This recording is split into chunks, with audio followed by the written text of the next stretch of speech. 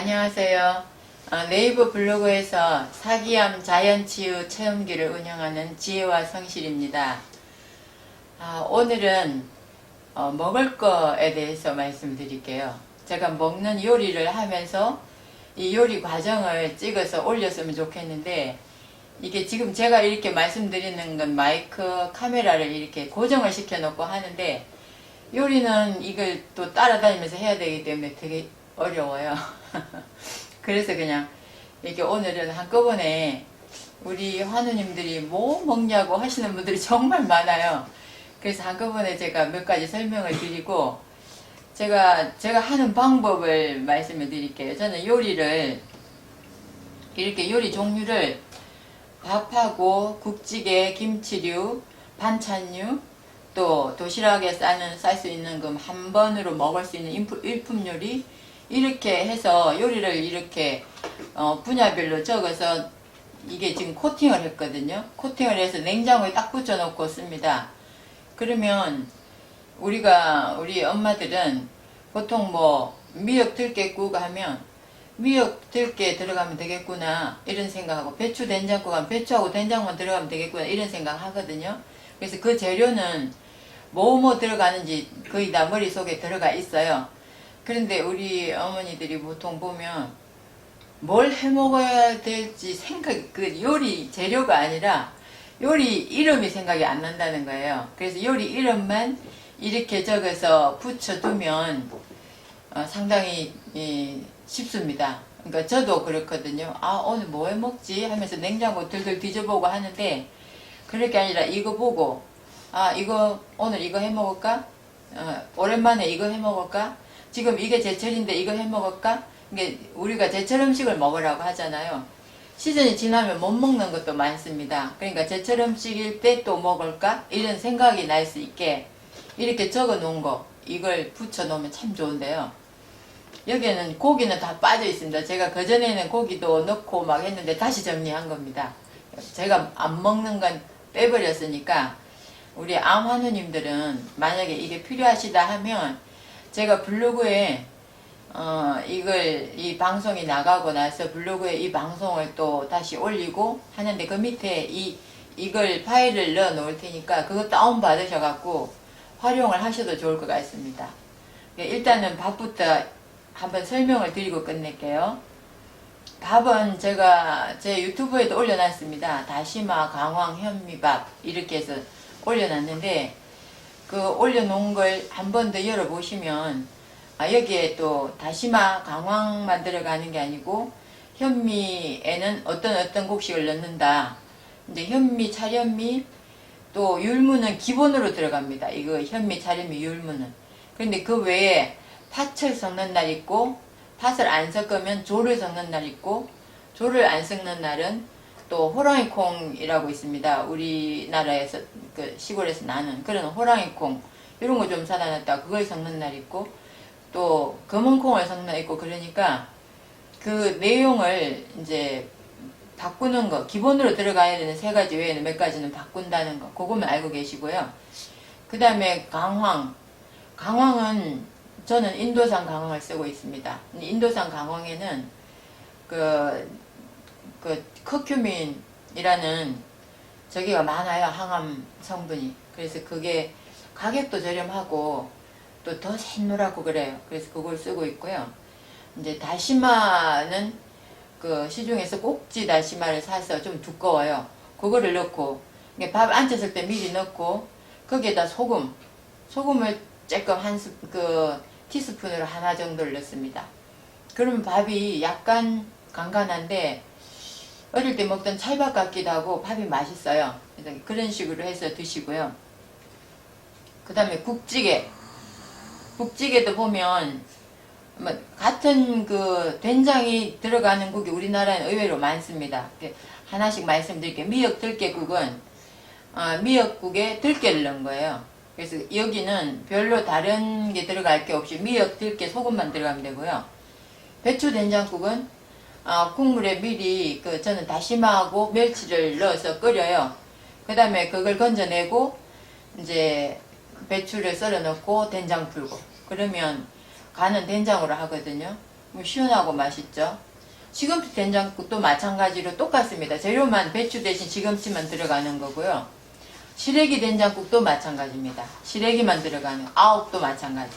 그래서 우리 국이 굉장히 쉽죠. 물 붓고 뭐 이렇게 하면 되니까. 근데 이게 배추, 시금치, 시래기, 아욱은 다 된장국이에요. 그러니까 그 재료, 주재료만 바뀌지 다 같은 된장이라는 거. 그 다음에 다슬기 된장국도 있어요. 다슬기, 이제 여름 되면 많이 산에 가서 겨울에 가서 잡고 하는데, 그런 다슬기 몇 개 잡아다가 그거 삶아서 빼서 삶은 국물에다가 된장 풀고 하면 되거든요. 그 다음에 또 숙주나물국도 있어요. 그 다시마 저거를 넣은 다음에 멸치 그 국물을 넣은 다음에 그걸 끓여서 건져내고 숙주를 넣으면 되는데, 특히 저는 숙주나물에는 이 양파도 약간씩 넣어요. 이게 숙주가 약간 저기잖아요. 녹두는 냉한식품이라고 하니까, 녹두의 냉한식품에는 또 따뜻한 양파를 좀 넣어서 중화를 시키는 그런 생각을 하면서 요리를 하거든요. 그리고 뭐 이런 국에 우리가 청양고추, 기호에 따라서 매콤한 거 좋아하시는 분은 청양고추 같은 걸 저는 꼭 넣어요.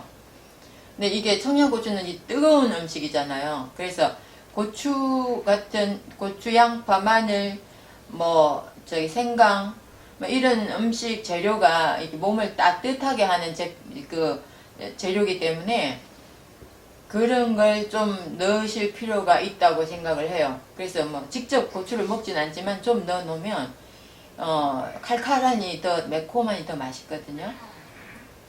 그 다음에 또 숙주 콩나물국도 있고요. 그다음 황태국도 있고, 오징어 묵국, 매생이, 또 요 겨울에는 매생이하고 굴하고 넣어서 매생이 굴국도 많이 먹고요.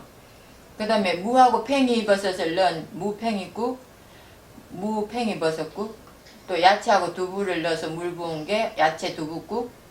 이게 국의 베이스는 멸치, 다시마, 양파, 무 이런 걸 좀 저는 넣어서 그 국물을 뽑아서 그 국물을 많이 베이스로 쓰는데, 그렇게 하는 게 맹물을 붓는 거 훨씬 맛도 있고 영양도 좋으니까 그런 것도 생각을 하셨으면 좋겠고요.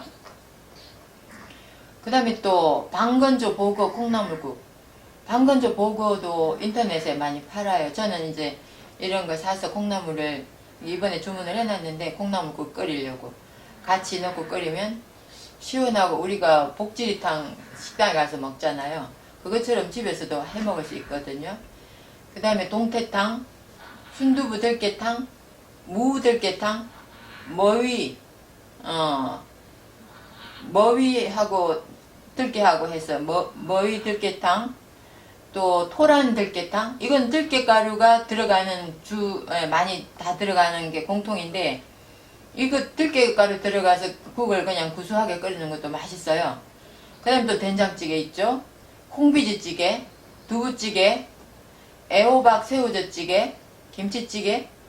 정말 이렇게 종류가 제가 봤을 때 엄청 많습니다. 그래서 이걸 이렇게 적어서 냉장고에 붙여놓고 밥 하기 전에, 아니면 저녁에 내일 뭐 먹을까 하고 한번 이렇게 보면 뒷날 먹을 거 고민 안 해도 되거든요. 그 다음에 또 이제 늘 우리가 먹는 김치류가 있죠. 배추김치 김장할 때 하잖아요. 그 다음에 또 배추로 백김치도 담아 놓으면 아주 국물 시원하죠. 그 다음에 고들빼기 김치. 고들빼기 김치는 제가 2년간 고들빼기로만 김장을 하고, 배추김치는 주변에서 막 이렇게 담궈서 또 갖고 오기도 하고 하니까 얻어먹고 그래서 고들빼기 김치만 담궜는데, 이 고들빼기에는 모든 김치의 그 항암 성분이 제일 높은 게 고들빼기라고 그랬어요. 그 농진청에서 발표를 한 걸 제가 봤거든요. 그래서 제가 고들빼기 김치를 담궜는데, 담글 때 가장 중요한 건 고들빼기가 좀 약간 쓴맛이 있잖아요.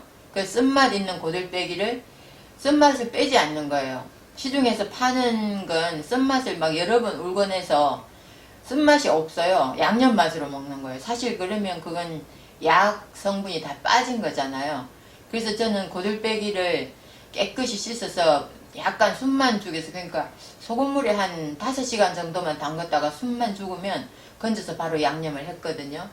그러니까 그 쓴맛을 우려내지 않는 게 약성분을 그대로 우리가 섭취할 수 있는 거라고 생각을 합니다. 그래서 고들빼기 김치를 저는 좀 권하는 편인데, 지금 시즌이 아니니까 올 가을부터는 고들빼기로 김치를 많이 담궈서 드세요. 그 다음에 또 우리 몸을 이게 데울 수 있는 김치로는 또 쪽파김치, 대파김치도 있어요.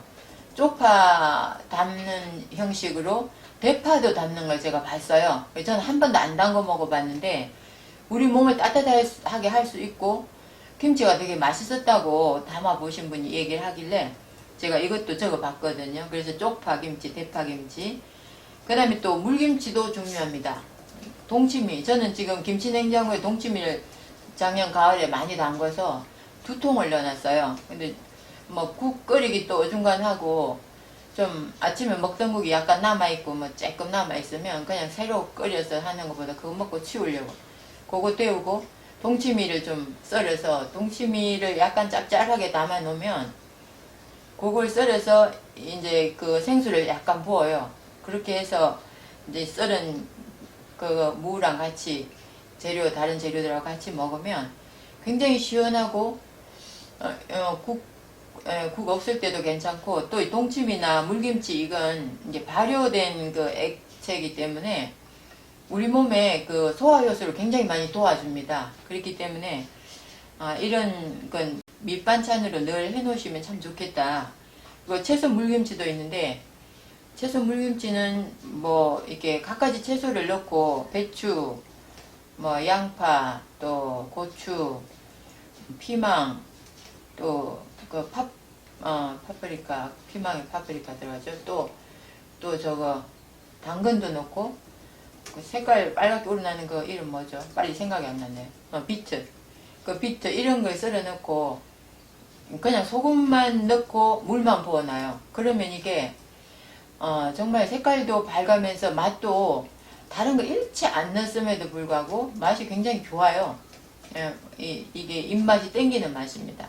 그래서 그렇게 해서 한 밥 먹기 전에 딱 2스푼만 먹어도 굉장히 소화를 도와준다고 했거든요. 그래서 채소 물김치도 좋고요. 그 다음 오이소박이도 있죠. 갓김치, 돌산갓김치 같은 것도 맛있잖아요. 매콤한 게. 이런 갓 같은 것도 매콤한 맛이 있기 때문에 이 체온을 올려주는 음식으로는 참 좋거든요. 그래서 이렇게 김치류가 있고요. 그 다음에 또 반찬류 중에 이게 제가 생채, 숙채를 나눠봤어요. 우리는 생채를 많이 먹으라고 하잖아요. 근데 이제 늘 뭐 야채 샐러드로만 먹지 않고, 저는 좀 제가 이게 취향이랄까요? 서양식에 익숙한 사람들은 샐러드를 많이 먹는데, 저는 서양식보다 토종, 어릴 때부터 먹던 거, 이런 거에 익숙해서 생채를 먹어도 좀 양념을 하는 편입니다. 그래서 무생채, 무생채는 늘 떨어지지 않아요. 무생채 만들 때는 무를 채 썰어서 소금을 나중에 헹궈내지 않을 만큼, 그게 간이 될 만큼만 소금을 해서 이렇게 조금 절궈놨다가, 그걸 국물을 아예 딸궈내지 않고 거기에 고춧가루, 마늘, 파 갈은 거 집어넣고, 또 이제 그 매실액 조금만 넣고 하면 설탕 같은 거 안 넣어도 맛이 괜찮거든요. 그래서 그렇게 해서 밑반찬을 항상 해놓고 먹습니다. 거의 매일. 무는 워낙 소화를 돕는 데도 좋잖아요. 그 다음에 또 요즘 달래가 많이 나요. 봄에는 좀 이렇게 들에 나가면 달래가 많죠. 산에 들에 많이 나는 거. 이 달래가 직접 캐보면 시중에서 파는 거하고는 이게 향이 완전 달라요. 그래서 그런 다른 향이 좋은 거, 그건 아무래도 우리가 식물에서 취할 수 있는 항암제가 2가지가 있어요. 한 가지는 파이토케미칼입니다. 파이토케미칼은 식물에 들어있는 그 색깔마다 다른 그런 그 항암 성분이고, 한 가지는 플라보노이드라고 해요. 그 식물마다의 각각 다른 그 향기가 있거든요. 그 향기가 강한 걸 보면 다 산에서 캐거나 들여서 직접 재배하지 않은 거예요. 재배한 건 그만큼 향기가 없다는 게 그만큼 무기질이나 영양성분이 없다는 거죠. 그 식물에 있는 영양성분을 우리 과학자들이 밝혀낸 건 뭐 100분의 1도 안 된다고 그래요. 그러니까 우리가 뭐 산에 들여서 캐 먹는 이런 거에 진한 향 이런 거가 어떤 성분이 항암 역할을 하는지도 사실 밝혀내지 못한 게 더 많다는 거죠. 그러니까 가능하면 자연산 이런 걸 캐 먹을 수가 있는 동네에 사시면 캐서 한번 해보세요. 달래하고 오이하고 이렇게 썰어서 같이 썰어서 그냥 겉절이를 이렇게 겉절이는 또 저는 고추장을 주로 많이 쓰거든요. 버무릴 때 고추장하고 마늘 찐 거하고 조금 넣어서 같이 버무리면 됩니다. 그렇게 해서 먹어보면 굉장히 생채지만 굉장히 향이 좋아요. 그래서 그렇게 먹어보고 또 민들레도 저게 이제 봄부터 나가면 들에 많잖아요. 민들레 엄청 번식 잘합니다.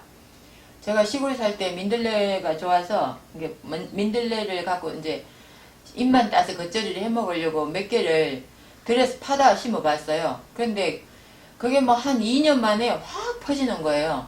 그래서 민들레 이게 참 잘 크고 잘 퍼져요. 근데 민들레를 이렇게 따서 잎을 따서 간장 양념, 간장하고 고춧가루, 마늘 이렇게 매실에 조금 넣고 해서 겉절이로 먹어봐도 되게 맛있어요. 약간 쌉싸래한 게. 그 민들레에도 항암 성분이 굉장히 많다고 들었거든요. 그 다음에 또 당귀 같은 건 요즘은 약초 당귀도 잎채소로 팔아요. 시중에 나가면 팔고 그것도 겉절이로 해먹어. 저는 그 당귀 겉절이도 해먹어 봤거든요. 그 다음에 또 야채 이것저것 샐러드도 하고요. 토마토도 달지 않는 이제 과일 아니고 토마토는 채소에 들어가잖아요. 그 토마토도 샐러드로 먹고 요즘 또 많이 나오는 게 봄동 있잖아요. 봄동 겉절이 봄동도 겉절이 양념해서 그냥 무쳐 먹고 생미역도 무쳐 먹고요. 저희는 생미역은 줄기는 또 그냥 따로 초고추장에 해서 먹고 이파리는 별도로 무쳐 먹고 그랬습니다. 그리고 겉절이를 먹을 수 있는 게 상추 겉절이 있죠. 또 아사기 고추 있어요. 아사기 고추는 이렇게 똑똑 썰어서 된장에다가 양파 갈은 거, 마늘 갈은 거, 그 다음에 견과류 갈은 거, 들기름, 또 참깨 빻은 거 이렇게 넣어서 좀 섞어 놓으면 섞어서 아예 좀 저는 많이 만들어서 밀폐 유리통에 넣어 놓습니다. 냉장고에. 그러면 이런 아사기 고추 갖고 사오면 썰어서 그냥 거기 보관해 있던 된장 양념장으로 그냥 버무려서 먹으면 바로 생채로 먹을 수 있잖아요. 그 다음에 또 파래 무침 같은 해조류 무침. 겨울철에는 많이 나죠. 파래, 이 모자반 같은 거, 이런저런 게 많아요. 톳 같은 거. 이런 것도 무쳐 먹어도 좋고요. 또 파래 같은 경우는 저는 건조 파래도 많이 먹어요. 우리가 해조류에는 후코이단이라는 강력한 발암 물질이 많이 들어있고, 그리고 아무리 바다가 오염되어 있다 해도 육지만큼 오염되어 있지는 않다고들 하거든요. 그래서 바다 해조류를 많이 먹는 게 좋다고 생각을 해요. 근데 겨울에는 파래 이런 몇 가지가 나오는데 이제 봄, 여름 되면 잘 안 나오잖아요. 그럴 때는 또 건조 파래가 있어요. 건파래 이렇게 인터넷 검색해 보면 많이 나옵니다. 그거는 다 찢어갖고 김 같은 것도 찢어서 무쳐 먹으면 되거든요. 그래서 아주 간단해요. 그래서 그렇게 생채식은 이렇게 해서 드시면 되고요. 그래도 숙채가 있어요. 숙채라는 건 생으로 먹지 않고 익혀야만 되는 거.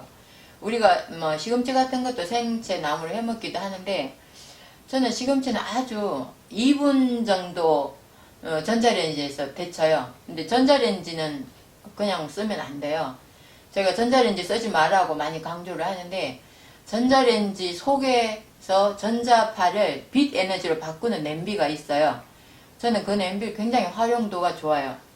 근데 그 냄비에다가 딱 넣어서 2분만 돌리면 아주 아주 적당히 데친 만큼 나와요. 그래서 거기에다가 이제 양념해서 먹는데, 시금치나물, 콩나물, 숙주나물, 연근조림, 우엉조림, 버섯볶음, 이게 다 익히는 걸 숙채라고 하거든요.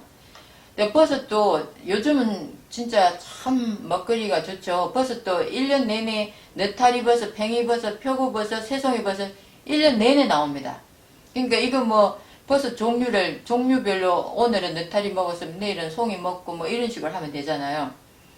그리고 또 냉이 무침. 냉이 요즘 많이 나옵니다. 냉이를 씻어서 저는 이걸 이렇게 그 전자레인지에 2분만 이렇게 데쳐서, 제가 전자레인지에 들어가는 건 아무 그릇이나 쓰면 안 된다고 제가 지금 한 번 더 말씀드려요. 이렇게 전자파는 세포를 다 망가뜨려서 우리가 먹었을 때 그게 영양 흡수가 안 된다고 책에 여러 번 봤거든요. 그래서 일반 그릇은 안 됩니다. 그리고 냉이 무침도 그런 식으로 해서, 냉이 무침은 무칠 때 이제 양념을 할 때 우리가 보통 시금치 나물은 간장, 또 마늘, 파마늘 조금 이렇게 다져 넣고 참기름이나 들기름이나 넣으면 되는데, 냉이 무침 같은 경우는 저는 그 된장으로 무쳐요. 된장으로 무치면 우리가 생된장을 섭취를 하면 그 생된장은 살아있는 거예요. 그 효소가. 우리 몸에 효소 고갈시킬 이유가 없죠. 그래서 효소가 살아있기 때문에 대사가 잘 되는 거거든요. 그래서 생된장으로 저는 무치려고 그러니까 가능하면 생된장으로 무칠 수 있는 건 생된장으로 무치고요. 그 다음에 또 미역줄기 볶음이 있어요. 미역줄기 볶음은 시중에 많이 나오죠. 물에 좀 헹궈서 그거 짠기를 빼고 볶아 먹으면 되거든요. 그래서 저는 이것 볶을 때도 그냥 물에다가 볶아요. 기름에 안 볶고 물에 볶아서 마지막에 그 올리브유를 조금 넣어서 섞어요. 그러면 기름에 볶은 효과가 충분히 있으면서 우리는 뜨겁게 데워진 기름을 안 먹을 수 있거든요. 그 다음에 죽순볶음도 마찬가지예요. 거의 모든 볶음은 물에다 볶다가 마지막에 올리브유나 이게 들기름을 넣습니다. 그리고 고추잎 무침, 깻잎 무침, 들깻잎을 양념해서 찌는 것도 있어요. 그것도 제가 그 전자레인지 그릇에 넣고 딱 2분 돌리면 딱 알맞게 돼 있어요. 부추찜, 부추도 마찬가지. 한 2분 돌리면 꺼내서, 부추찜 같은 경우는 꺼내서 콩가루를, 저는 찐 콩가루를 사다가 그 냉장고에 넣어놓고 그때그때 쓰거든요. 콩가루나 그 들깨가루를 써도 됩니다. 그래서 콩가루를 넣고 소금만 넣고 이렇게 버무려요. 그러니까 양념을 아주 뭐 여러 가지 안 해도 맛있고, 또 우리 몸은 너무 다양한 게 막 들어오면 소화 흡수가 더 쉽지 않거든요. 그래서 그렇게 간단하게 하고요. 또 부추찜도 있고 꽈리고추찜도 있고요. 꽈리고추는 그 통밀가루를 미리 씻어서 미리 가루에다가 이렇게 뿌려서 버무려서 찐 다음에 꺼내서 양념을 하죠. 다들 잘 하시죠? 그 다음에 호박나물도 그냥 물에 볶다가 마지막에 저거 넣으면 돼요. 들기름이나 이런 거 넣으면 되고요. 이제 물에 볶을 때는 미리 마늘도 미리 볶습니다. 그 다음에 시래기 볶음도 있죠. 시래기는 뭐 푹 삶아 놓은 시래기를 미리 양념을 간장하고 들기름하고 이렇게 양념을 해서 잘 이렇게 볶는데 그것도 맛있어요. 간장하고 마늘만 넣고 볶다가 마지막에 들기름을 넣으셔도 됩니다. 그 다음에 산채나물은 말린 나물이에요. 말린 나물인데 실제로 제가 그 산에서 직접 채취한 거, 이거는 말려도 향이 정말 향이 좋아요. 그래서 이건 말려도 항암 성분은 살아있겠구나, 이 후라보노이드 그건 살아있겠구나 그런 생각이 들 정도로 향이 좋으니까 실제로 산에서 뜯은 나무를 구입을 해서 조금 비싸더라고요. 그런데 이게 훨씬 좋은 것 같아요. 그 다음에 또 많이 나는 게 비름나물도 곧 많이 나죠. 도라지 볶음도 좋고요. 도토리묵도 쑤어서 먹죠. 근데 도토리묵은 가루를 사서 한 번 쓰면 한두 번 먹으면 거의 뭐 맛이 없잖아요. 도토리 묵으로도 먹고 또 한 번은 묵밥으로도 해 먹고. 도토리 묵밥 하는 거 아시죠? 요즘은 이 음식 이름만 알면 인터넷에 네이버에 그냥 도토리 묵밥 이렇게 치면 도토리 묵밥 맛있게 하는 법, 뭐 도토리 묵밥 뭐 간단하게 하는 법 이래서 뭐 이렇게 블로그들이 많이 올라와요. 그러니까 요즘은 그 요리책이 안 팔린답니다. 하도 블로그들이 너무 맛있는 요리 그 과정을 다 레시피를 공개를 하니까. 그러니까 이렇게, 아, 이걸 뭐 어떻게 해서 먹지? 하면 저도 그 요리 이름만 쳐봐요. 그러면 쫙 떠요. 그러니까 요즘은 참 좋은 세상이죠. 도토리묵으로도 먹고, 또 묵밥으로도 먹고, 그래도 남으면 도토리를 건조기에 말려요. 도토리묵을 썰어서. 말리면 이게 뭐 얼마 안 가도 바짝 마르거든요. 그럼 그거를 그 비닐봉지에 담아서 보관을 하면서 그걸 먹기 전날 저녁에 담궈놔요. 물에 담궈놨다가 그걸 건져서 미역하고 물 붓고 미역하고 고추장 좀 넣고 마늘 넣고 뭐 이렇게 해서 그 도토리묵 말린 거 넣고 같이 볶아요. 그러면 쫄깃쫄깃한 참 맛있어요. 그래서 그런 이게 도토리묵 원전은 활용을 많이 하게 되더라고요. 그 다음에 또 고사리 나물도 있죠. 그래서 우리 나물은 뭐 종류별로 엄청 많아요. 요즘 봄이어서 또 무슨 나물들 많이 나오던데 그런 거 얼마든지 할 거 많습니다. 그리고 또 이제 저도 모임에 가고 할 때 저희 집에서 매주 토요일마다 제가 암 한우님들 상담을 해드려요. 그래서 그분들이 제가 오후 2시에 시작을 해서 거의 뭐 5시 정도에 마치는데 지난주에는 오래 앉아서 뭐 이런저런 상담하느라 거의 8시까지 앉아 계시다 가신 분도 있었어요. 근데 제가 이렇게 환우님들한테 가능하면 도시락을 싸 오시라고 권하고 싶어요. 우리 암환우들은 시간 막 이게 먹는 것도 건너뛰어버리고 하면 이 몸의 항상성이 떨어지잖아요. 그래서 저는 어디 나갈 때 그 도시락을 꼭 싸들고 다녀요.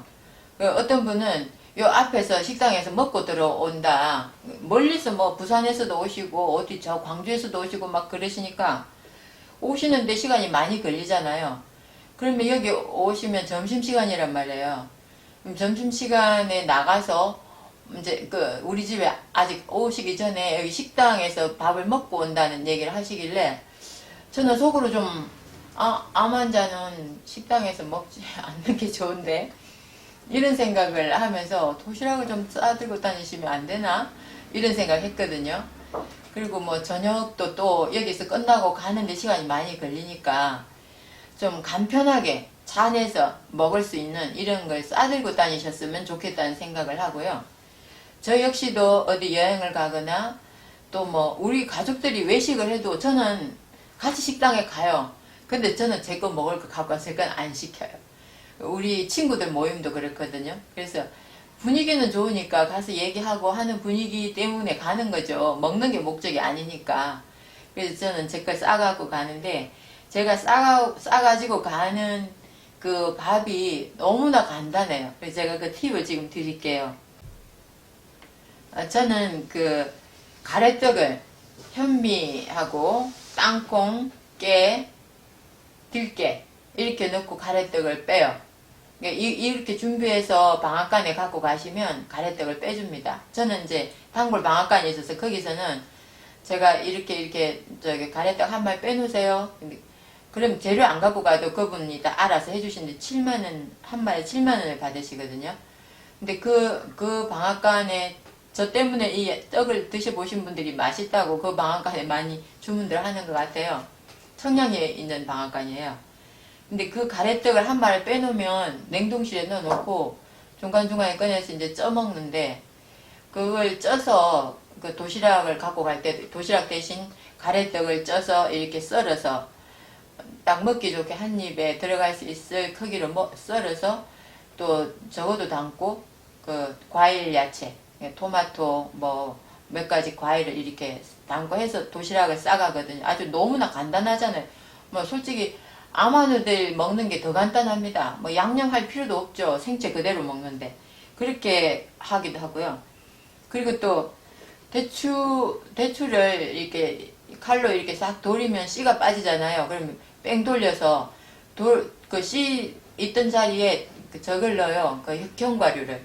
근데 견과류 뭘 넣냐면 저는 호두를 넣거든요. 호두를 넣고 대추로 감싸서 거기에다가 차련미를 좀 불려놨다가 밥을 해요. 밥을 한 차련미를 좀 이렇게 으깹니다. 이 으깨는 거 있죠. 왜 우리 저 감자 샐러드 할 때 으깨는 그걸로 이렇게 으깬 다음에 거기에 쑥가루 있어요. 시중에 많이 팝니다. 쑥가루를 이렇게 흘려요. 그러면 이렇게 반죽하면 딱 쑥떡이 되거든요. 그러니까 밥 할 때 소금을 조금 넣습니다. 그러면 이렇게 쑥떡 반죽이 돼요. 거기에다가 이 대추하고 그 견과류를 넣은 그걸 가운데 넣고 위에다가 그 떡 반죽을 감싸버려. 그럼 요렇게 요만한 이제 초밥만한 떡이 만들어져요. 그러면 초밥만한 그 떡을 절반을 딱 썰어서 딱 뒤집어서 이렇게 놓으면 꽃처럼 정말 예쁘고 맛도 좋고 뭐 건강에도 좋고 이런 떡이 되거든요. 아주 간단해요. 그래서 그런 떡을 만들어서 들고 나가기도 해요. 어디 이제 뭐 친구들 모임에. 그래서 한 번씩 맛도 보여주고 그런데 이 대추말이 현미 쑥떡은 제 블로그에 이미 올려져 있습니다. 그리고 통밀빵, 예, 집에서 만들어 드시는 분들도 많더라고요. 근데 저는 바빠서 통밀빵을 만드는 데가 들어있어요. 반드시 통밀빵이라고 이름을 붙여놨다 해도 이게 100% 통밀인지 흰밀가루하고 섞어 통밀 뭐 한 15% 섞고 흰밀가루 훨씬 많은데 통밀빵이라고 막 해놓고 파는 데도 많거든요. 근데 실제 100% 통밀로 만든 건지 그거 확인하시고 통밀빵도 괜찮고요. 그 다음에 또 집에서 그냥 도시락이 아닌 집에서 먹기는 묵밥도 좋아요. 아까 말씀드렸죠. 묵을 한번 쓰면 좀 양이 되니까 그걸로 묵밥은 국물 맛이 좋아야 돼요. 그래서 국물 베이스에 다시마, 멸치, 양파, 무, 뭐 이런 버섯, 표고버섯 말린 거 이런 거 넣고 그렇게 국물을 맛있게 끓인 다음에 거기에 묵 채쳐서 넣고 또 김치 채쳐서 넣고 그렇게 해서 뭐 김 좀 썰어 넣고 하면 되게 맛있어요. 거기다 밥 말아먹으면 맛있는데 저는 이제 마른 밥을 잘 못 먹거든요. 현미밥은 사실 마른 밥은 잘 못 먹어요. 그냥 씹어 먹어야 되니까. 그래서 우리 가족들은 그래도 잘 먹습니다. 그 다음에 또 이제 현미국수, 메밀국수, 현미 100% 현미국수가 있어요. 저희 집에도 제가 한 상자씩 사놓고 먹습니다. 100% 메밀국수도 있어요. 요 인터넷 치면 다 나오니까 어디서 팔아요? 그렇게 안 물으셔도 인터넷에 다 나오니까요. 이런 거 사서 드시면 됩니다. 100%로. 네, 그리고 뭐 김밥도 나갈 때 많이 싸들고 나가는데 현미밥으로도 김밥에 얼마든지 맛있어요. 그리고 호박 현미밥, 호박밥이라고요. 우리가 먹는 현미밥 강황이라서 약간 노리끼리하고 약간 간도 돼 있잖아요. 소금도 조금 넣으니까. 근데 호박을 이제 전자레인지 그릇 제가 많이 활용한다는 그 그릇에다가 딱 8분만 이렇게 돌리면 호박이 아주 그냥 딱 먹기 좋게 단호박 딱딱 썰어서 8등분 정도로 썰어서 해서 해놓으면 이렇게 이렇게 반달 모양으로 이렇게 초승달 모양으로 되거든요. 그럼 초승달 모양의 그 가운데다 밥을 우리 현미밥 평소에 해서 먹는 그 밥을 채우는 거예요. 그리고 이거는 이제 좀 도시락에 싸서 손에 들고 먹기가 좀 끈적거리니까 비닐팩에 넣어갖고 가서 먹을 때는 비닐팩에 손을 이렇게 손에 안 묻게 그렇게 해서 먹으면 딱 좋아요. 제가 뭐 야외에 뭐 나물 캐러 간다거나 작년에는 뭐 어디 저기 뭐 그 수목원에 놀러 간다거나 그럴 때는 이런 밥이 너무 좋거든요. 그래서 그렇게 해서 비닐봉지에 딱딱 넣어서 갖고 다니기도 해요. 그리고 피망에도 그렇게 호박처럼 이제 그 파프리카를 반에 딱 잘라서 속에 걸 싹 빼내고 그 속에 밥을 채우는 거예요. 그렇게 해서 한 개만 먹어도요, 한 끼 식사가 됩니다. 그래서 그런 이제 파프리카 밥도 있고요. 또 감자 같은 걸 삶아서 넣고 토마토 썰어서 도시락에 넣으면 그것도 한 식사 한 끼가 되거든요. 그리고 또 이제 봄 되면 취나물 많이 나잖아요. 취나물 이파리 넓은 건 이제 살짝 데쳐서 그 잎에다가 우리 밥을 싸는 거예요. 그러면 쌈밥이 됩니다. 쌈밥이 되는데 저는 취나물 쌈밥도 맛있지만 저는 개인적으로는 머위잎 쌈밥을 더 좋아해요. 머위잎은 약간 쓴맛이 있거든요. 머위잎 자루 뿌리까지 항암 성분이 굉장히 강하다고 그랬어요. 그래서 머위잎도 좀 크니까 데쳐서 이렇게 쌈밥으로 싸는 것도 참 맛있습니다. 그 다음에 또 김밥을 싸도 깻잎을 많이 깔아서 생깻잎을 깔아서 김밥을 싸서 먹기도 하고요. 또 봄에는 쑥버무리 굉장히 맛있죠. 제 블로그에 올려놨는데 쑥버무리도 저는 쑥을 캐러 갈 때 이미 그 현미쌀을 담궈 놓고 가요. 현미쌀 담궈 놓고 쑥 캐와서 씻어서 이게 현미쌀 이제 오면 바로 건져놔요. 그럼 물이 쭉 빠지잖아요. 그러면 쑥을 씻어서 이제 건져서 칼로 좀 썰면 약간 젖어 있는 상태에서 그때 그 아까 건져놨던 그 쌀을 갈아 가지고 쌀을 갈 때 소금을 좀 넣어요. 그러면 이게 간이 돼 있잖아요. 그럼 그 쌀 가루를 쑥 버무리 하는 쑥이 젖어 있을 때, 그러니까 물에 씻었을 때 바로 그때 이렇게 버무려서 버물버물하면 이 가루가 잘 붙어요, 쑥에.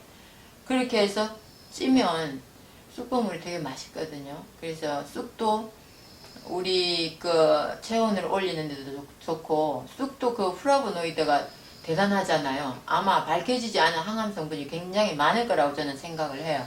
그래서 우리 암환우님들 봄에 운동 겸 나들이 겸 쑥도들을 많이 다닙시다. 저도 우리 지금 저희 집에 자주 놀러 오는 암환우님들하고 쑥도들어 가자고 지금 봄만 되기를 기다리고 있습니다. 그래서 그렇게 해서 쑥버무리도 해서 먹고요. 그 다음에 또 감자떡이 있어요.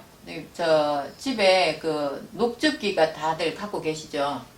저는 녹즙기에다가 감자를 갈아갖고 감자를 갈면 이 녹즙기 찌꺼기 나오는 데하고 국물 떨어지는 데 있잖아요. 그러면 이게 찌꺼기 나오는 걸 버리지 말고 그걸 그대로 받아서 국물이 떨어진 거에서 좀 놔두면 밑에 녹말이 가라앉고 위에 국물이 남거든요. 그러면 그 국물 쭉 따라 버려요. 그리고 그 찌꺼기 남은 거하고 다른 그 국물 딸군 거 녹말 그거하고 이렇게 섞어서 반죽을 해요. 소금을 조금 넣고. 그러면 찰진 반죽이 됩니다. 그러면 이렇게 감자떡을 만들어요. 그걸로. 거기에 이제 콩 삶아놨다가 삶은 콩 몇 개씩 넣고 이 감자떡 손가락으로 이렇게 하는 감자떡 있잖아요. 그거 쪄서 그런 걸 들고 나가도 맛있죠. 맛있습니다. 그래서 그렇게 감자떡도 녹즙기를 이용해서 해 먹을 수 있거든요. 그래서 하시고 그 다음에 또 현미떡을 이제 가래떡을 빼오면 요만씩 잘라서 이렇게 딱딱 담아 주시는데 그걸 미리 말랑할 때 저는 반씩 잘라놨다가 그걸로 떡볶이도 해 먹습니다. 떡볶이도 국물 떡볶이로 먹거든요. 이게 다시마, 멸치, 양파, 무 이렇게 넣어서 좀 국물을 맛있게 버섯까지 넣어서 울궈낸 다음에 그 국물에다가 고춧가루 넣고 고추장 조금 넣고 떡볶이 넣고 해서 그냥 끓여서 약간 국물이 있게 해서 먹습니다. 그러니까 국물 없는 거 좋아하시면 그렇게 국물 안 하시고 그냥 국물을 약하게 해서 거기에다가 간을 간장으로 하든 소금으로 하든 그렇게 하시고 고추장 넣고 하시면 됩니다. 그 다음 또 기호식이 있는데요. 두유. 우리가 두유를 먹는 건 이게 상품으로 파는 두유에는 식품 첨가물이 상당히 많아요. 저는 그렇지 않은 두유를 좀 팔았으면 좋겠는데 그런 두유 만나기 힘들어요. 그렇기 때문에 이 상품으로 파는 팩에 들어있는 두부는 이 성분을 보면 좀 먹기가 힘들거든요. 그래서 저 같은 경우는 콩을 불고 놨다가 그 콩을 해요. 삶아서 냉장고에 넣어놓고 김치 냉장고에 넣어놓으면 꽤 오래 먹습니다. 그래서 그 콩을 조금씩 이제 한 국자를 틀어내고 갈을 때 소금하고 깨를 넣어요. 깨에도 항암 성분이 굉장히 많다고 제가 책에서 봤거든요. 그러니까 깨 넣고 콩 넣고 싹 갈아 놓으면 이걸로 콩비지 찌개를 해 먹어도 되고, 물을 더 부으면 두유가 되고, 또 콩 아니더라도 견과류를 불 껐다가 갈아도 견과류유가 되는 거예요. 그게 물 붓고 갈면. 그렇게 해서 두유도 그렇게 해서 먹고요. 그 다음 또 바나나 잼도 좋아요. 우리가 빵을 먹을 때 잼을 먹으면 잼이 먹고 싶은데 잼에는 설탕을 많이 넣잖아요. 그래서 바나나를 갈아요. 그냥 분쇄기에다가 먼저, 저희는 분쇄기를 쓰는데 분쇄기에다가 먼저 그 견과류를 갈아요. 그런 다음에 이게 다 갈린 다음에 다시 바나나를 같이 넣고 갈아요. 그래야 견과류가 완벽하게 갈리거든요. 그러면 이렇게 다 갈아보면 이게 딱 잼만큼 끈적끈적한 점성이 있습니다. 근데 바나나가 너무 익어버린 건 좀 너무 물같이 돼버리고요. 이제 싱싱한 바나나. 근데 당도가 좀 덜할 때 싱싱한 바나나 갈아놓으면 정말 잼 같거든요. 그럼 즉석에서 바나나 한두 개만 갈면 빵을 온 가족이 빵에 발라 먹어도 맛있습니다. 그래서 그런 식으로 해서 드시면 되고요. 제가 설명으로 했는데 언젠가는 한번 할 수 있으면 다시 또 올려드리겠습니다. 그리고 죽은 메뉴가 참 다양하게 있는데 저는 죽은 건강식으로 권하지는 않습니다. 왜 그러냐면 죽은 씹을 게 많지 않기 때문에 이 탄수화물은 입에서 이미 타액으로 80%는 소화를 시켜서 내려가야 된다고 하는데 죽은 씹어지지가 않아요. 그냥 꿀떡꿀떡 넘어가 버리거든요. 그래서 오히려 환자식도 죽은 좋지 않다는 이론도 많아요. 그래서 가능하면 죽은 좀 저는 잘 안 먹는 편입니다. 건강식이라고 볼 수가 없기 때문에. 그래서 정말 이가 없고 정말 못 씹는 분이야 죽을 먹지만, 그렇지 않으면 밥을 드시는 게 좋습니다. 그래서 이렇게 해서 이 내용은 제가 냉장고에 붙여 놓는 건데 제 블로그에 파일을 올려 놓을 테니까 필요하신 분은 다운받아서 쓰셔도 될 것 같습니다. 감사합니다.